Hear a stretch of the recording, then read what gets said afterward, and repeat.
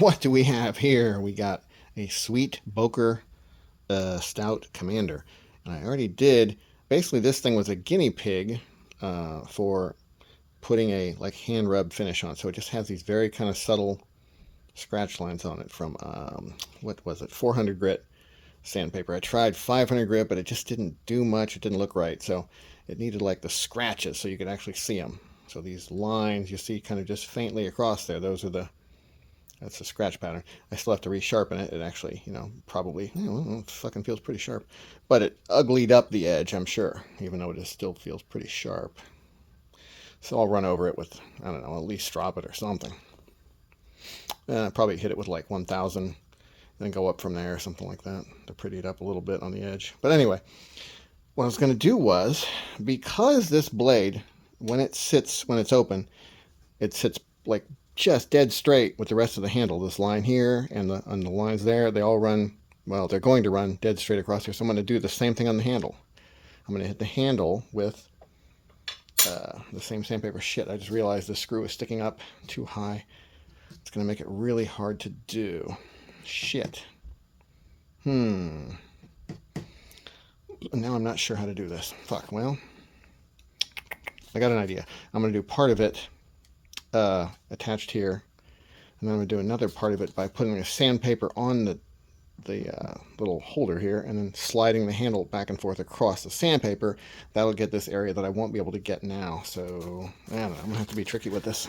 You might wonder, why not just turn the frame over and do the whole thing by rubbing it back and forth on top of the piece of sandpaper? Then you won't have to worry about the screw head, getting in the way. Well, because the lock bar will press down away from the sandpaper if you turn it over, and then the lock bar won't get the scratch pattern on it. So you have to bolt it down to get the lock bar up with the rest of it, to be up flush with the rest of the frame, or else you won't be able to do it. So you can do that part here, and then turn it over and get the part up where the pivot is then. All right, let's see what we can do. So the whole idea is to kind of use this guide to kind of keep your finger moving straight so the lines don't go, crookedy. So let's see how it looks. I'm going to start out with really light pressure and then go to heavier pressure, since I'm going to sort of tie in one part with another part, doing it in two different ways, kind of. All right, let's see what we got here.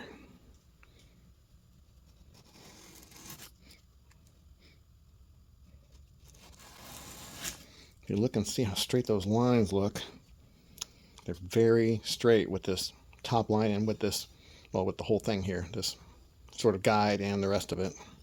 And this side is, also parallel with this. So if I hold my hand against here and run this way, it also keeps it really parallel. So that's what I'll be doing right here.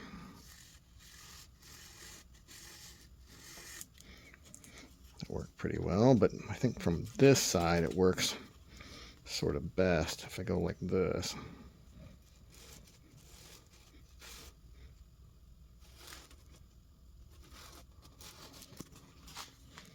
Yeah, I'm liking that. Looks pretty good.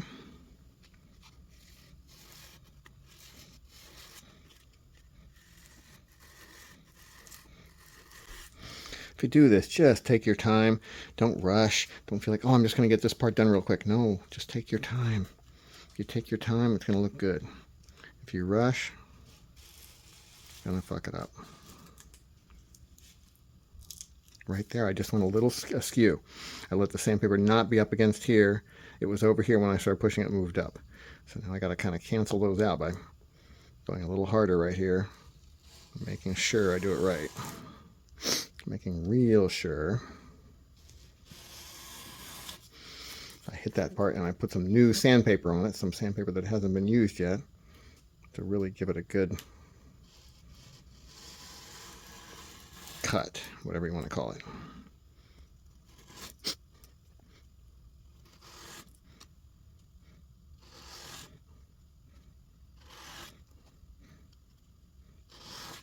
I'm pressing right hard on the end of the lock bar because I know once I turn it over and start rubbing the handle on the sandpaper, that lock bar is going to be bent out of the way and it won't be touching the sandpaper because the lock bar bends sort of down. That's what it does. So it'll naturally bend down.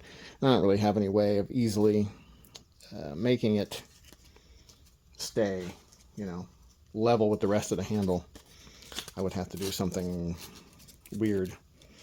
I would have to bolt it to a piece of wood maybe or something. I don't know what I could do really.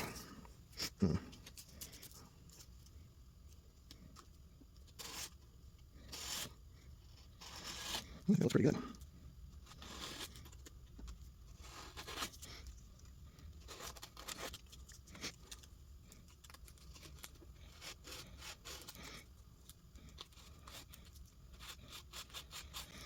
Yeah. Okay. I think I like that. I'm going to take it out now and see if my other idea works. Hopefully it does. If it doesn't, I can probably just hold it. You know what? Maybe I might do that. I think instead of trying to do some crazy turn it over thing, I'm just going to hold it. Oh, duh.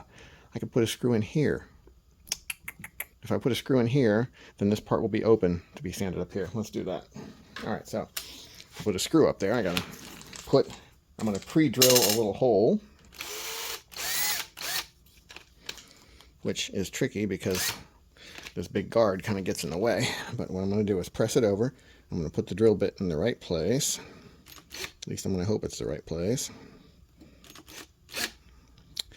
Unfortunately, this kind of this wood is not the best for drilling holes in a nice, perfectly straight way, because it has hard parts and softer parts. So it kind of wants to drive the drill bit over from where you wanted it to be to a new place. Like if you see the grain of the wood, parts of it are dark and parts of it are light. The darker parts are harder, typically. I mean, maybe not in every type of wood, but in this type of wood, the darker parts are harder. Shoot, need a longer bit. Anyway, the darker parts are harder, so if you want to drill, if your hole ends up being right on top of one of those darker parts, the drill bit wants to ride over. Okay, I think that's probably good. The drill bit wants to ride over and go into the softer part, so it wants to move over on you. All right, we're going to go ahead and try this.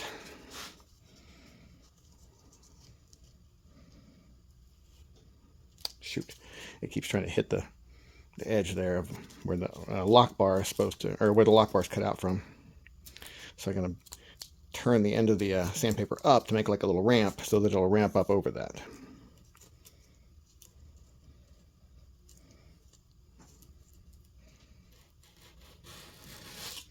Oh yeah, that's looking good. That is tying in very well.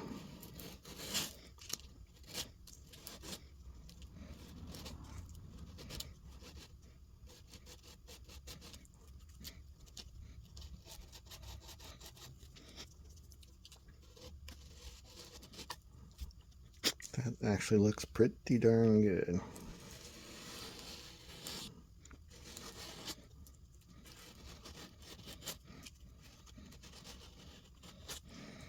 Yeah, I think I like it. And I think that's probably good enough. See, it's not supposed to be perfect. The lines aren't supposed to look, everything perfectly even. I could probably get that by going over and over and over it, but I want it to be kind of like you see some lines, and then you see maybe a slightly less strong area where it's almost like a little bit of a voided line. I don't know, it just kind of gives it a cool industrial look. So that's going to go with this now. Basically like that. So you have the lines kind of going straight across from the blade to the handle, from the handle to the blade, whatever you want to call it. So we'll get this guy back together, and oh wait, was I going to do the? So it has carbon fiber. Also, it has a carbon fiber scale. But do I want to risk the carbon fiber scale, sanding it, seeing what that does? Because it might mess it up. I don't know. So one reason I want to do this shred carbon side is because I have a couple of dings in it that I put in it. One right there. One, maybe that was the main one. So basically I was doing some reviews, doing some knife stuff, and I had this knife sitting on the table, and I was messing around with another knife, and I dropped the knife, and it just stuck right into the, I mean, it didn't stick and stay there, but it went donk and then fell over right into the carbon fiber. Put a nice little ding in it. So I feel like if I do the standing thing, I'm going to cover up, at least partly cover up that scratch. Boy, if I had the right screw. See, I have some of these screws that I've cut down. I've made the top lower and cut the sides down. And I think, boy, that one won't fit in there, son of a bitch. But it will. So I want to fit it in here, but then down into the like cut out part so that it doesn't stick up. I don't really want to put it down because I'm afraid it'll tear up the carbon fiber right there. But here, I don't think it will. So I'm gonna take the edge off of this screw so it's a little smaller diameter so it fits down inside that place there. And how I'm gonna do that is I just mount the screw into the drill. See, it's nice and even now. Now I just take that and put it up against my grinder just for a second, and it'll grind it and make it a little smaller diameter.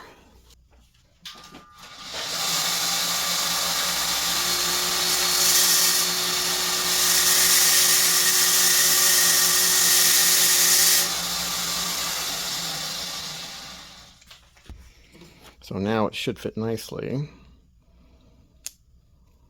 into there and stay down below the top level of the scale and not get in the way. Now I wonder if it will. Nope. It kind of fit there. I'm going to go ahead and do it about there with a new screw hole. Got a bunch of screw holes in that brace from doing different knives now. Ouch. I just stuck this drill bit into my finger. It felt good.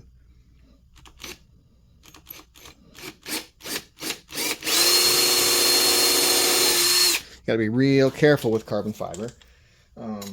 Not to over tighten a screw into it because it can crack. It's not the strongest material.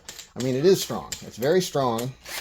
You know, a big chunk of it is very strong. It's as strong as steel probably, but it's not strong in I don't know how to say it. It's not small when you're messing with a small area of it. And you're putting, stresses on it. Let's see what my dogs are barking at. So they were basically barking at nothing. So let's see what we got here. Get it cleaned off, make sure it's parallel with everything. I'm going to put my glasses on so I can see. Okay. So now she won't bark anymore because she's in here with me. All right, let's get this guy going here. See what we do. No, ma'am. Shh. Well, she probably won't bark as much because she's in here with me. But she might still bark because she's not the smartest.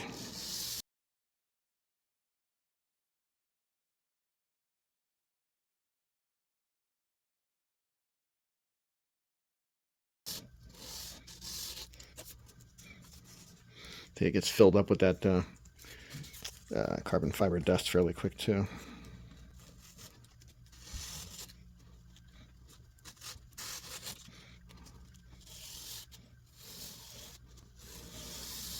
Something like carbon fiber is going to mark up a lot quicker than something like no, Callie, you're fine. It's just the neighbor. Don't be an idiot. Ow! Some kind of creature down here. Ow! I don't know what it is. It's a little toothy thing. It's going to mark up quicker than something like a stainless steel, or especially like a high-end hard steel like M390 or something like that. M390 is very hard, so when you're talking to Rockwell, Callie, shut up. Enough. When you're talking to Rockwell hardness, it's like 62 or something like that. That's getting close to the hardness of the sandpaper, so it makes it so the sandpaper doesn't want to do its job super well. I think that's pretty good.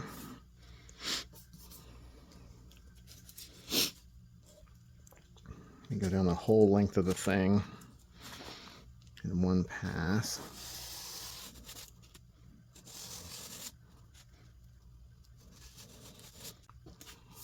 Okay. All right, I'm going to call that a day. That's all it needs. Sometimes it doesn't take much to get it to look very cool and interesting. So now we're going to just take it off of there and kind of clean it up, clean the dust off of it. Let's see what we get. Problem is it made that little ding show up maybe even more than it did before. So it didn't really hide it. It made it show more. But it's an interesting finish though, and it goes with the blade. So I think I'm okay with it. I'm not going to be able to get down in there, but that's okay. I could do it by hand, but it wouldn't match. Well, this one would match because it's parallel. This one is not quite parallel, so it wouldn't match. It would still look good, probably. But I didn't do it on here on this one. I only did the high flats. So, well, I think it's going to look good. Let's see. We'll find out. It's subtle, isn't it? The scratch lines are pretty subtle. Depending on the lighting, they're almost hard to see. So.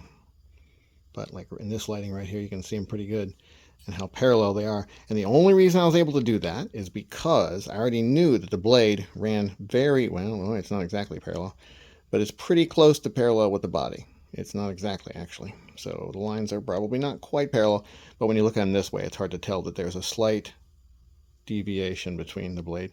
I actually thought that it was more parallel than that. So I screwed that up. But, well, that shows you that, any knife you do, if you decide you want to make the handle lines parallel with the blade lines with this kind of hand rub finish, you really have to be careful and take some measurements, draw some lines on everything so it lines up, and then get your idea straight before you start messing with it.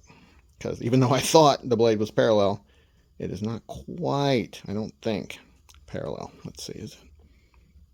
Boy, it's really close. So it's half a degree off, something like that. So, but I think it looks really good, regardless.